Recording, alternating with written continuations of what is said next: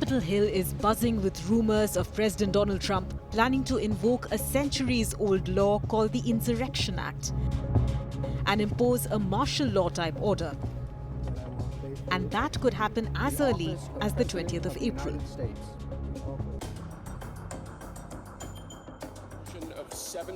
One of the first executive orders that President Trump signed when he returned to office on January 20th was to declare a national emergency along the southern border of the United States. That order had a rider to it that Trump might invoke the Insurrection Act of 1807 and possibly deploy the military on US soil 90 days after the executive order was signed. The due date is the 20th of April.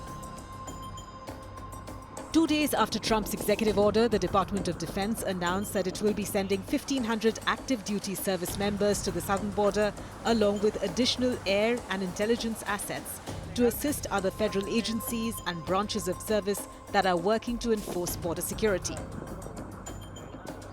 Towards the end of January, Secretary of Defense Pete Hegseth said his department intends to house up to 30,000 criminal migrants at Guantanamo Bay, Cuba. But since then, no significant update has been shared by the Trump administration. According to the Insurrection Act of 1807, the President of the United States may permit the deployment of the military and the US National Guard to ensure that the law is enforced in certain conditions and situations. It authorizes the military to completely suppress any rebellion, uprising, or any act of violence or resistance, including that by citizens. The Insurrection Act has the powers to override the Posse Comitatus Act, which is normally in place at all times and prohibits the US military from participating or interfering in any civil law enforcement. It also gives the US President, the Commander and Chief of the US Armed Forces, complete powers to decide if, when and where to deploy US troops within the United States of America.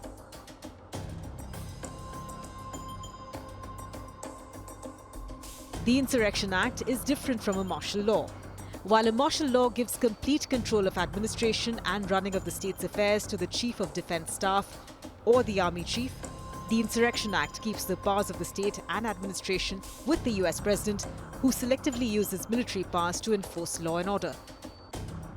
So while martial law allows the military to take over the role of civilian government in an emergency, the Insurrection Act allows the military to only assist the civilian authorities, not take their place.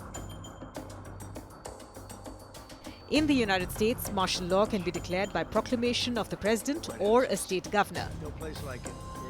While the US Constitution makes no specific provision for the imposition of martial law, nearly every state has a constitutional provision authorizing the government to impose martial law.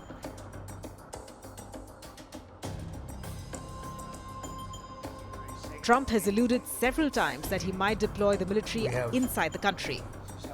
He has suggested using active and National Guard troops to fight urban crime, the enemy from within, and radical left lunatics. Since taking office, Trump has issued executive orders to revoke birthright citizenship and repel, repatriate, or remove migrants from within the country. He invoked the Alien Enemies Act, an 18th century law, and deported hundreds of immigrants to an infamous Salvadorian prison. Thousands of Americans have been taking to the streets to protest Trump's actions, but that's not stopping his strong-arm tactics.